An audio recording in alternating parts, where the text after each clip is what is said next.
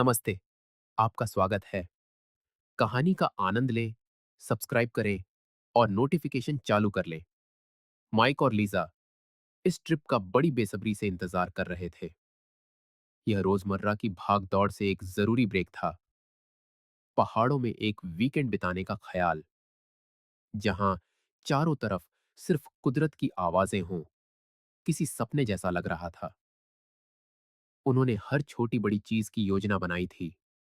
पहाड़ों के बीच बने उस लकड़ी के घर को चुनने से लेकर, जिसकी बड़ी बड़ी खिड़कियों से पहाड़ियों का शानदार नजारा दिखता था, खाने के मेन्यू तक, जिसमें बेहतरीन वाइन और लीजा के हाथ का बना खाना शामिल था, जिसे खाना पकाने का बहुत शौक था।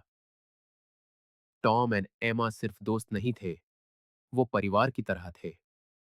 दोनों जोड़ों ने सालों की यादें साथ बनाई थीं, अचानक बनने वाले ट्रिप से लेकर घर पर होने वाले डिनर तक, जहां जिंदगी के बारे में लंबी बातें होती थीं।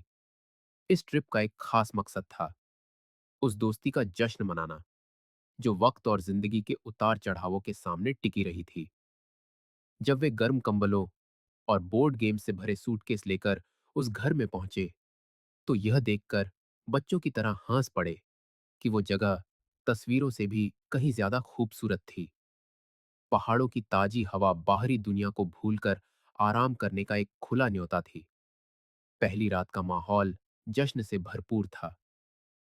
स्वादिष्ट खाने के बाद वे अंगीठी के चारों ओर लिविंग रूम में इकट्ठा हो गए, जहां लकड़ियां चट की कसैसी चट चट की आवाज के साथ जल रही थीं और एक सुकून भरी गर्माहट फैला रही थी। वाइन के घूंटों के बीच पुराने किस्से सुनाए जा रहे थे और कमरा हंसी से गूंज रहा था। यह एक ऐसा पल था जिसने माइक को यकीन दिला दिया कि उनके रिश्ते को कोई चीज हिला नहीं सकती। अगली सुबह सीए समूह ने घर के आसपास के इलाके को खंगाला। वे पेड़ों के बीच से गुजरने वाले रास्तों पर चले, जो एक क्रिस्टल क्लियर झील के शानदार नजारे पर जाकर खत्म होते थे। एमा सबसे ज्यादा उत्साहित थी। वो हमेशा साथ में ली जाने वाली तस्वीरों के लिए मजेदार पोज सुझा रही थी। टॉम, जो थोड़ा शांत स्वभाव का था, बस मुस्कुराता हुआ साथ चल रहा था, जबकि लीजा और माइक पीछे रह गए थे, उस जगह की शांति का आनंद ले रहे थे। सब कुछ एकदम सही लग रहा था। हल्के फुल्के और बेफिक्र माहौल ने माइक को महसूस कराया कि यह उनकी जिंदगी के सबसे बेहतरीन वीकेंड में से एक होने वाला है। जब दूसरी रात आई, तो माहौल और भी ज्यादा सुकून भरा था। अंगीठी फिर से जल रही थी और दोनों जोड़े वाइन के गिलास लिए उसके चारों ओर बैठे थे। बातचीत मामूली बातों से शुरू हुई, लेकिन जल्द ही ज्यादा व्यक्तिगत हो गई, जो उनके बीच के आराम और विश्वास को दर्शा रही थी। एमा, जो हमेशा से ग्रुप में सबसे ज्यादा बातूनी थी, उसने सालों पहले टॉम के साथ की गई एक यात्रा का मजेदार किस्सा सुनाया, जिससे सभी ठहाके लगाकर हंस पड़े। लीजा, जिसे एमा का मजाकिया अंदाज बहुत पसंद था, वो भी खुल गई और उसने अपने और माइक के साथ हुए मजेदार पल साझा किए। यह एक ऐसी रात थी जिसे खराब करना नामुमकिन लग रहा था। हंसी, कहानियों और बाहर चलती हवा की धीमी आवाज का बेहतरीन मेल एक आदर्श माहौल बना रहा था। माइक सोफे पर लीजा के साथ बैठा चारों ओर देख रहा था और उस पल के लिए शुक्रगुजार महसूस कर रहा था। उसके लिए यह यात्रा ठीक वही कर रही थी जिसका उसने वादा किया था, दोस्तों के साथ रिश्तों को मजबूत करना और रोजमर्रा की जिंदगी से एक स्वागत योग्य ब्रेक देना। उसे क्या पता था कि जल्द ही एक अकेला वाक्य उस रात के पूरे माहौल को बदल देगा और उस रिश्ते की नींव हिला देगा, जिसे वो एक ठोस रिश्ता और एक अटूट दोस्ती मानता था। एमा थोड़ा आगे झुकी, अपनी कोहनी सोफे के हत्थे पर टिकाई और उसके चेहरे पर एक शरारती मुस्कान छा गई। उसने वो वाक्य कहा जिसने एक पल में कमरे का पूरा माहौल बदल दिया। क्या हो अगर हम एक रात के लिए पार्टनर बदल लें? वो कमरा जो कुछ पल पहले हंसी और गर्माहट से भरा था, मानो वक्त में जम सा गया। माइक की रीढ़ में एक सिहरन सी दौड़ गई, जैसे हवा अचानक भारी हो गई हो। वह हंसा, उस अजीब स्थिति को छिपाने की कोशिश करते हुए। अरे वाह, एमा, बहुत मजेदार। उसने एक ऐसे लहजे में जवाब दिया जो हालात को सामान्य करने की कोशिश कर रहा था। लेकिन माइक की जबरदस्ती की हंसी का सामना सिर्फ टॉम की अजीब खामोशी से हुआ, जो किसी की तरफ देखने से बच रहा था। दूसरी ओर एमा की मुस्कान बनी रही, जैसे उसे उम्मीद थी कि इस आइडिया को गंभीरता से लिया जाएगा। और फिर वो हुआ जिसकी किसी को उम्मीद नहीं थी। माइक के बगल में बैठी लीजा ने एक हल्की हंसी के साथ ऐसे उत्साह से कहा जिसे माइक पहचान नहीं पाया। वाह, कितना मजेदार आइडिया है। चलो, करते हैं। माइक का दिल बैठ गया।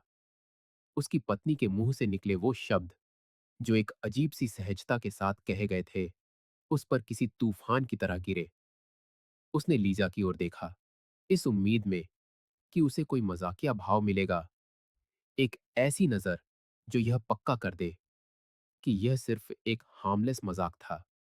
लेकिन जो उसने देखा, उसने उसे पूरी तरह से निहत्था कर दिया। लीजा की आंखें जिज्ञासा से चमक रही थीं, जैसे इस सुझाव ने उसके अंदर कुछ जला दिया हो। टॉम, जो अब तक चुप था, आखिरकार सोफे पर हिला। वह असहज लग रहा था, ऐसे हिल रहा था जैसे वह तकिए में गायब हो जाना चाहता हो। मुझे नहीं लगता कि यह एक अच्छा आइडिया है, एमा, वह बुदबुदाया। उसकी धीमी आवाज अंगीठी की चटकती आग में लगभग खो गई। लेकिन एमा पीछे नहीं हटी। उसने अपने हाथ में वाइन का गिलास घुमाया और एक चंचल लहजे में झोर दिया, जो उसके शब्दों की गंभीरता को छिपा रहा था। अरे, बस एक रात की तो बात है, कोई बंधन नहीं। तुम्हें नहीं लगता कि कुछ नया आजमाना दिलचस्प होगा? माइक ने अपनी नजरें फेर लीं, अपने विचारों को स्थिर करने के लिए किसी चीज की तलाश करने लगा। अंगीठी की लपटों की चमक तेज होती लग रही थी, या शायद यह उसका दिमाग था जो इस बेतुकी स्थिति को समझने की कोशिश कर रहा था। वह जानता था कि उसे प्रतिक्रिया देनी है, लेकिन उसे ऐसा लगा जैसे वह एक धीमे धीमे बुरे सपने में फंस गया हो। हर गुजरता सेकंड कमरे में लटकी बेचैनी को बढ़ा रहा था। आखिरकार उसने एक गहरी सांस ली और एक जबरदस्ती की मुस्कान के साथ बातचीत को दूसरी दिशा में मोड़ने की कोशिश की। ठीक है, मुझे लगता है कि आज रात के लिए हमने काफी वाइन पी ली है ना? शायद अब आराम करने का समय है। उसकी विषय को खत्म करने की कोशिश नाकाम रही। लीजा, जो इस विचार से उत्साहित लग रही थी, उसकी ओर मुड़ी और अपना हाथ उसकी बांह पर रख दिया। माइक, क्या तुमने नहीं कहा था कि तुम हमारे रिश्ते में कुछ अलग आजमाना चाहते हो? शायद यह मजेदार होगा, रूटीन से कुछ हटकर। ये शब्द उसके पेट में एक मुक्के की तरह लगे। लीजा कब से उनके रूटीन से नाखुश थी। उसने कभी सोचा भी नहीं था कि उसकी पत्नी, वह औरत जिसे वह गहराई से जानने का विश्वास करता था, ऐसा कुछ सोच भी सकती है। कमरा अब छोटा लग रहा था और वहां मौजूद हर चेहरे पर ऐसे राजा थे जिन्हें वह नहीं जानता था। माइक अचानक खड़ा हो गया, कुछ बड़बड़ाया कि उसे कुछ वक्त चाहिए, और बेडरूम की तरफ बढ़ गया। जब वह हॉल से गुजर रहा था, तो उसे लिविंग रूम में जारी बातचीत के कुछ हिस्से सुनाई दे रहे थे। एमा, जो अभी भी जोर दे रही थी, कुछ कह रही थी कि कैसे आधुनिक जोड़े नई सीमाओं की खोज कर रहे हैं, जबकि टॉम असहमति में कुछ बुदबुदा रहा था। और लीजा, उसे लीजा की आवाज नहीं सुनाई दी, लेकिन इससे सबको कुछ और ज्यादा बेचैन करने वाला हो गया। क्या वह इसका बचाव कर रही थी? क्या वह चुप थी? उसे नहीं पता था कि क्या ज्यादा बुरा था। जब वह बेडरूम में पहुंचा, तो उसने दरवाजा बंद कर लिया और उस पर टिक गया, अपने विचारों को व्यवस्थित करने की कोशिश करने लगा। वो घर, जो कभी सुकून का बसेरा था, अब दम घोंटने वाला लग रहा था। उसने बिस्तर की ओर देखा, जो सफेद चादरों से करीने से बिछा हुआ था। कोने में अभी भी खुले पड़े सूटकेस एक क्रूर याद दिला रहे थे कि यात्रा अभी शुरू ही हुई है। उसका सिर घूम रहा था और वह सोच रहा था कि एक रात जो हल्की फुल्की और हंसी से भरी होने का वादा कर रही थी, वह इतनी परेशान करने वाली कैसे हो गई। माइक बिस्तर के किनारे बैठ गया और अपने हाथों को अपने चेहरे पर रख लिया। गहरी सांस लेने की कोशिश कर रहा था। उसे जवाब चाहिए थे। उसे समझना था कि लीजा, एमा और वहां मौजूद सभी के साथ क्या हो रहा है। लेकिन सबसे बढ़कर उसे यह समझना था कि इसका उसके लिए, उस शादी के लिए क्या मतलब है, जिसे वह चट्टान की तरह मजबूत मानता था। अंदर ही अंदर कुछ कह रहा था कि यह यात्रा, जो दोस्ती और प्यार का जश्न मनाने वाली थी, एक ऐसे मोड़ पर आ गई थी जहां से वापसी मुमकिन नहीं थी। कुछ मिनटों बाद लीजा बेडरूम में आई। दरवाजा धीरे से खुला, जैसे वह उसे परेशान नहीं करना चाहती हो। उसके कदम हिचकिचा रहे थे और उसने माइक को जिस नजर से देखा, उसमें अनिश्चितता और चिंता का मिश्रण था। वह बिस्तर के किनारे बैठा था, कोहनियां घुटनों पर टिकी थीं और जमीन को ऐसे घूर रहा था जैसे उसे लकड़ी के फर्श की दरारों में जवाब मिलने की उम्मीद हो। जब लीजा ने दरवाजा बंद किया, तो कुंडी लगने की आवाज कमरे में गूंजती हुई सी लगी, जिसने खामोशी के उस छोटे से पल को खत्म कर दिया। माइक, उसने शुरू किया। उसकी आवाज नरम और सतर्क थी, लेकिन उसने नजरें नहीं उठाईं। उनके बीच एक ऐसा तनाव था जिसे महसूस किया जा सकता था, जैसे हर शब्द में कुछ ऐसा वजन था जिसे वापस नहीं लिया जा सकता। प्लीज, मुझे गलत मत समझो। मेरा मतलब मेरा मतलब सिर्फ ये था कि शायद यह कुछ नया हो सकता है। एक अनुभव, कुछ ऐसा जो हमें एक अलग तरीके से जोड़े। उसने आखिरकार अपनी आंखें उठाईं और जो उसने उनमें देखा, उससे लीजा हिचकिचा गई। गुस्सा नहीं था, कोई चीख या आरोप नहीं थे। जो लीजा ने देखा, वह उससे कहीं ज्यादा बुरा था। एक गहरा, खामोश दर्द। हमें जोड़ेगा? उसने दोहराया। उसकी आवाज धीमी लेकिन दृढ़ थी। तुम्हें लगता है कि हमें जुड़ने के लिए इसकी जरूरत है? लीजा, तुम्हें कब से हमारे बीच कुछ कमी महसूस हो रही है?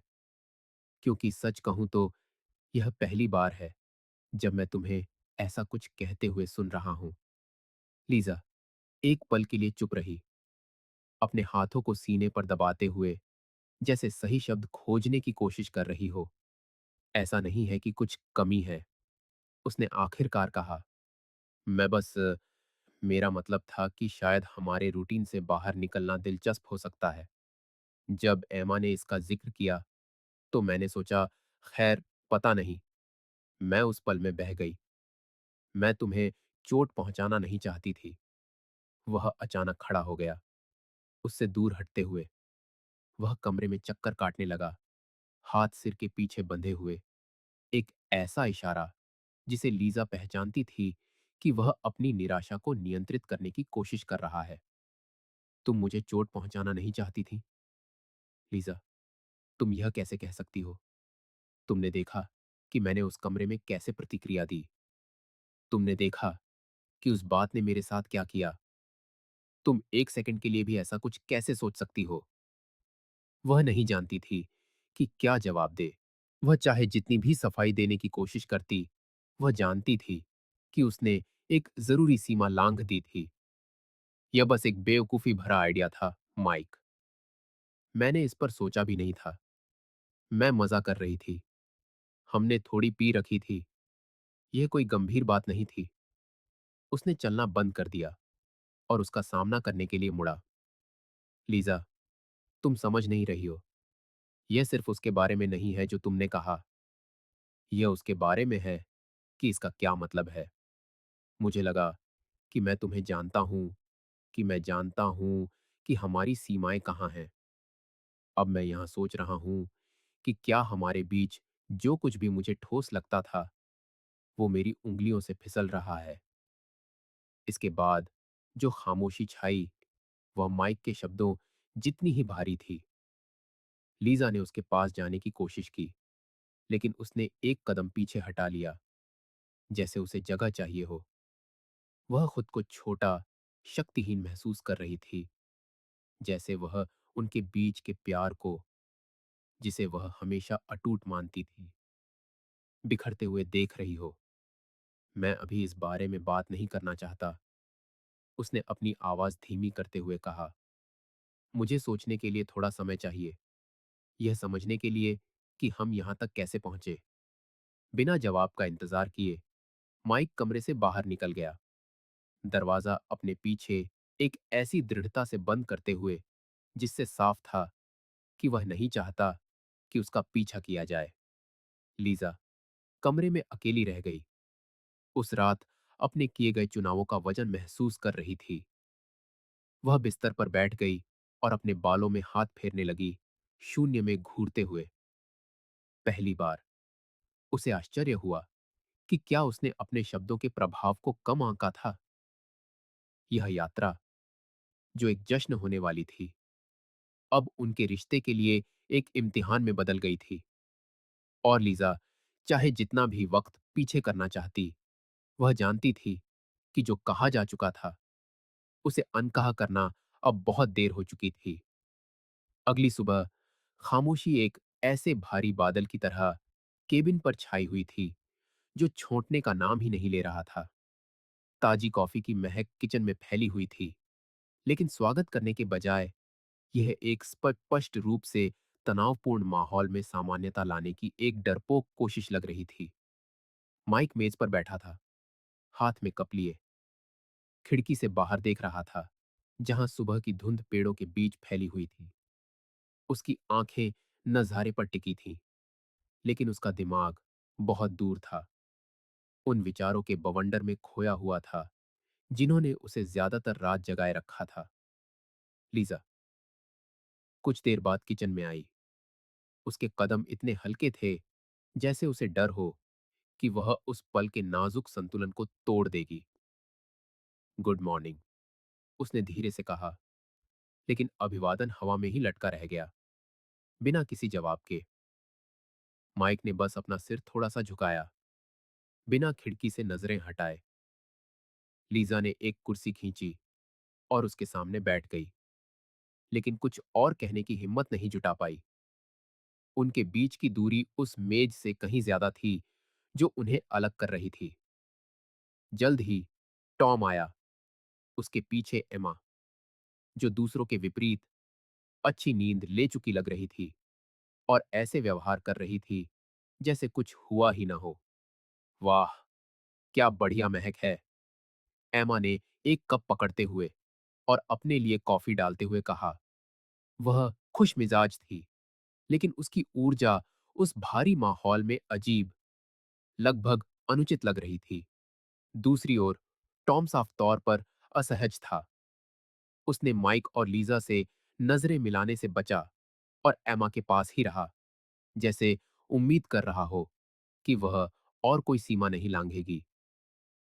कुछ मिनटों की सतही बातचीत के बाद, जो स्वाभाविक से ज्यादा जबरदस्ती की लग रही थी, माइक ने आखिरकार अपने चारों ओर की खामोशी को तोड़ा। उसने अपना कप एक नियंत्रित लेकिन दृढ़ मूवमेंट के साथ मेज पर रखा और सीधे टॉम की ओर देखा। क्या हम बात कर सकते हैं? उसने पूछा। उसकी आवाज शांत थी, लेकिन गंभीरता से भरी हुई थी। टॉम ने सिर हिलाया, अपनी कॉफी खत्म किए बिना अपना कप काउंटर पर रख दिया। दोनों बरामदे में चले गए, जहां पहाड़ों की ताजी हवा ने केबिन के अंदर के घुटन भरे तनाव से एक स्वागत योग्य राहत दी। कुछ पलों के लिए वे चुपचाप खड़े रहे, पेड़ों को हवा में झूलते हुए देखते रहे, जब तक कि माइक ने आखिरकार शुरू नहीं किया। टॉम, कल रात जो हुआ वो बर्दाश्त के बाहर था। उसने आगे बढ़ने से पहले एक गहरी सांस ली। मैं सिर्फ उसके बारे में बात नहीं कर रहा हूं जो एमा ने सुझाया। मैं इस बारे में बात कर रहा हूं कि उसने हर उस चीज को हिलाकर रख दिया जिसका यह सफर प्रतीक था। और सच कहूं तो मुझे तुमसे ज्यादा उम्मीद थी। टॉम बेचैन लग रहा था। उसके हाथ जेब में थे और वह जमीन को घूर रहा था। माइक, मुझे नहीं पता था कि एमा ऐसा कुछ कहने वाली है। यह पूरी तरह से गलत था। मैं भी तुम्हारी तरह ही हैरान था। तो फिर तुमने कुछ कहा क्यों नहीं? माइक ने पलटकर कहा। उसकी आवाज थोड़ी ऊंची हुई, लेकिन अभी भी नियंत्रण में थी। तुम चुप रहे जब वह एक सीमा लांघ रही थी। तुम उसे रोक सकते थे, लेकिन तुमने कुछ नहीं किया। टॉम ने अपनी आंखें उठाईं, आखिरकार माइक की नजरों से मिलाते हुए। मैं यह समझने की कोशिश कर रहा था कि क्या हो रहा है। यह बहुत अजीब था और मुझे नहीं पता था कि कैसे प्रतिक्रिया दूं। लेकिन मेरा विश्वास करो, मैं उसकी कही बात का बिल्कुल समर्थन नहीं करता। बिल्कुल भी नहीं। टॉम की आवाज में ईमानदारी ने माइक के गुस्से को कुछ हद तक शांत कर दिया, लेकिन उसके मन के दर्द को मिटा नहीं सकी। देखो टॉम, मैं समझता हूं कि कभी कभी लोग बिना सोचे समझे बातें कह देते हैं, लेकिन मुझे जो परेशान कर रहा है वह सिर्फ कही गई बात नहीं है। यह उसका प्रभाव है। लीजा और मैं इस वक्त एक मुश्किल जगह पर हैं, और मुझे नहीं पता कि हम पहले जैसे हो पाएंगे या नहीं। टॉम ने आह भरी, अपना हाथ चेहरे पर फेरते हुए। माइक, मुझे उसके लिए खेद है। सच में। मैं एमा से बात करूंगा। उसे यह समझने की जरूरत है कि उसने कितना नुकसान पहुंचाया है। और मैं चाहता हूं कि तुम जानो कि अगर मैं समय में पीछे जा सकता तो मैंने इसे अलग तरीके से संभाला होता। वे कुछ मिनट और चुपचाप खड़े रहे। प्रकृति की आवाजें उनके बीच की जगह को भर रही थीं।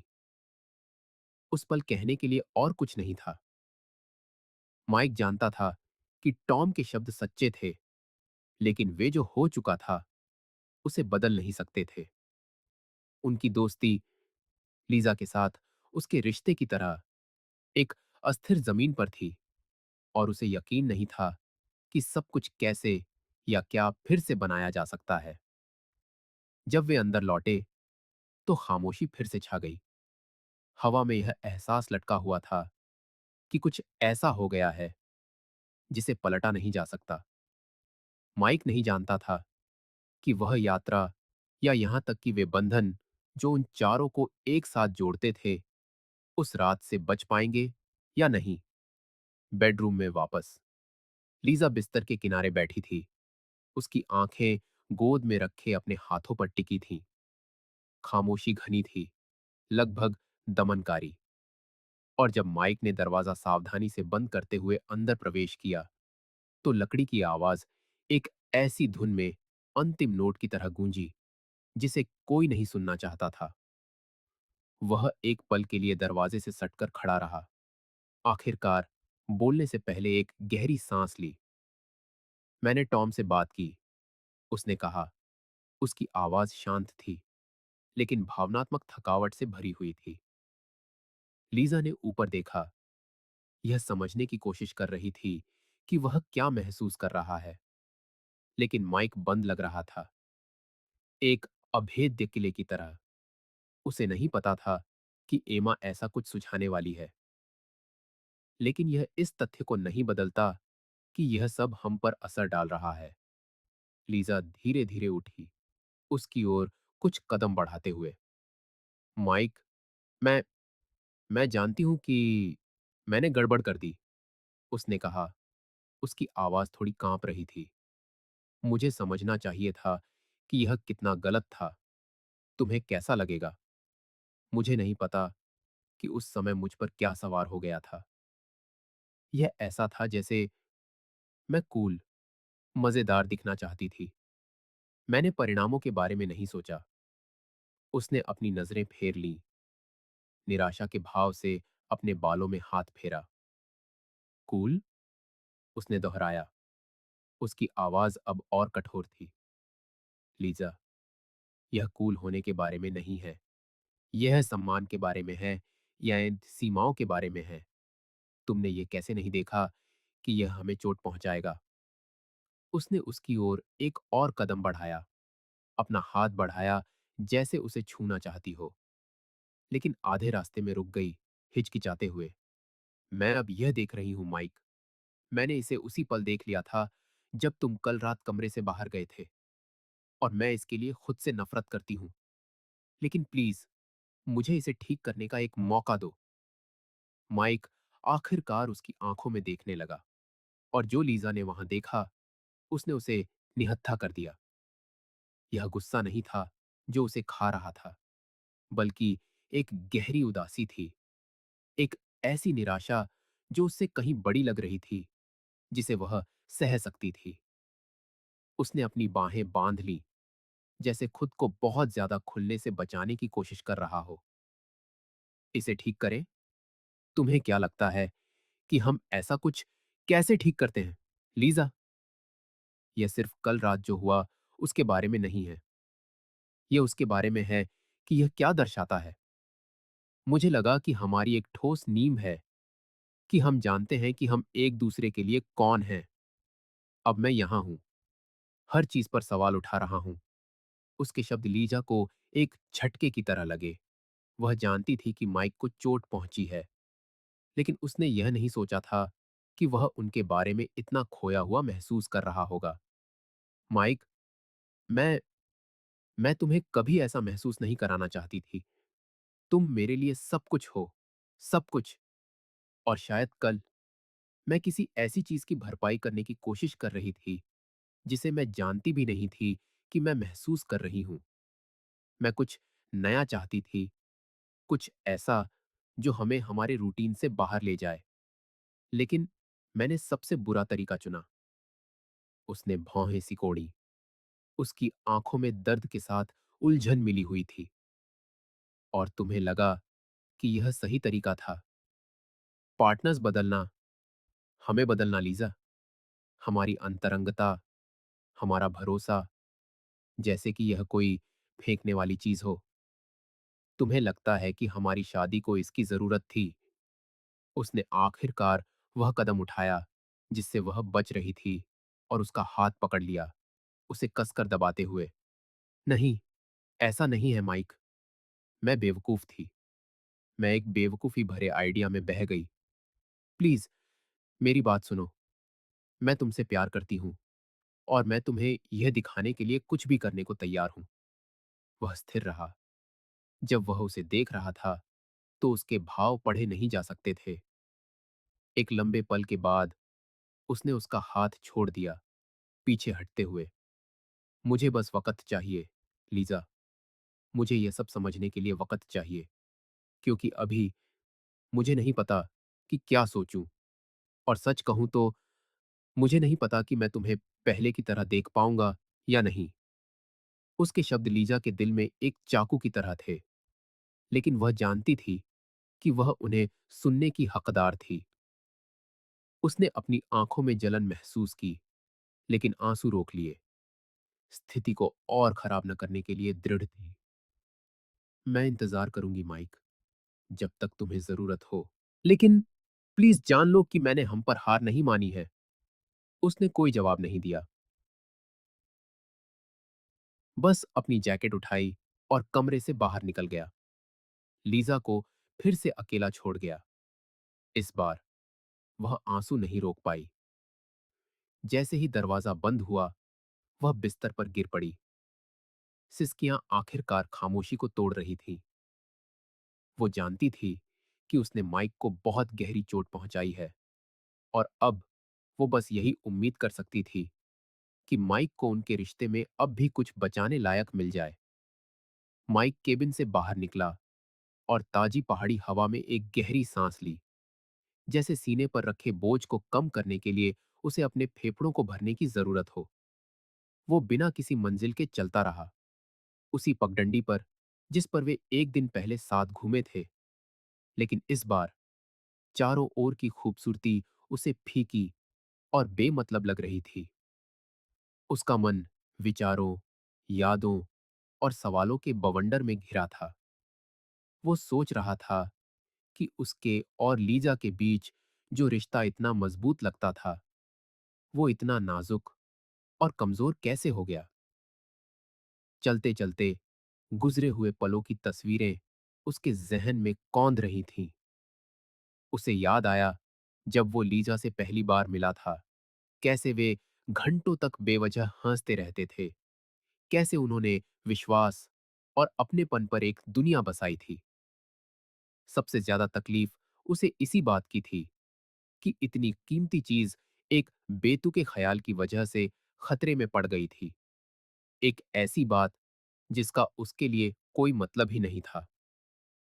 लेकिन साथ ही वो यह भी सोच रहा था कि क्या उसने कुछ इशारों को नजरअंदाज कर दिया था। क्या वो यह देखने में नाकाम रहा कि लीजा की जिंदगी में कुछ कमी थी। पगडंडी एक खुली जगह पर जाकर खत्म हुई, जो एक चट्टान की ओर जाती थी, जहां से पहाड़ों का एक लंबा चौड़ा नजारा दिखता था। माइक वहीं रुक गया और दूर क्षितिज को घूरने लगा। चारों ओर की खामोशी कानों में चुभ रही थी, जिसे सिर्फ पेड़ों से गुजरती हवा की आवाज तोड़ रही थी। उसने अपने चेहरे पर हाथ फेरा, जैसे अपने विचारों को समेटने की कोशिश कर रहा हो।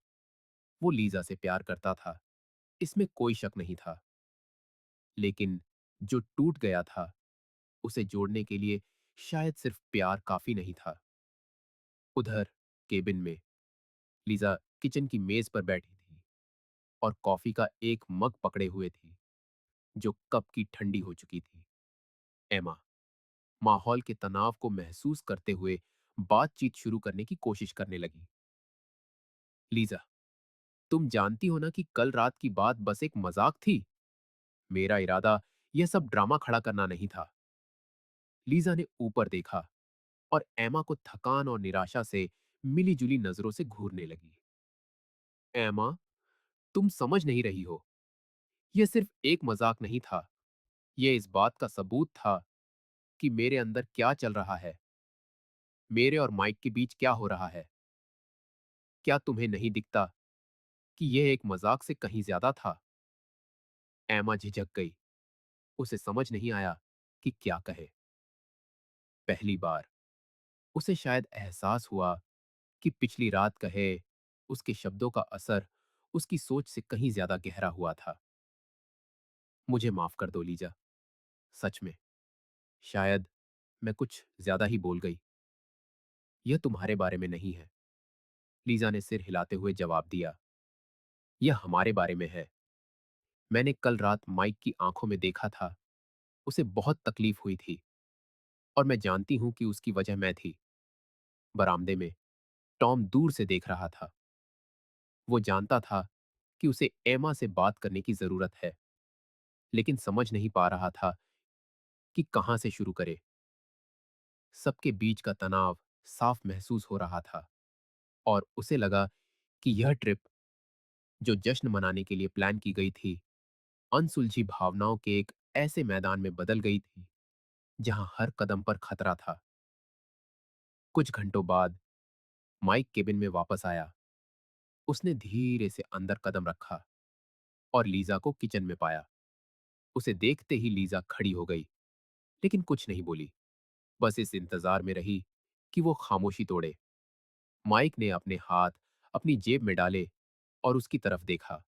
उसका चेहरा अभी भी संदेहों से भरा था, लेकिन साथ ही उसमें एक फैसले की झलक भी थी। लीजा, उसने शुरू किया। उसकी आवाज दृढ़ थी, लेकिन उसमें कोई नाराजगी नहीं थी। मैंने हमारे बारे में बहुत सोचा, इस सब का क्या मतलब है, और मुझे एक बात समझ आई। मैं तुम्हें छोड़ना नहीं चाहता। मैं हमारे इस रिश्ते को नहीं छोड़ना चाहता। लेकिन इसका यह मतलब नहीं है कि जो हुआ उसे भूलना आसान होगा।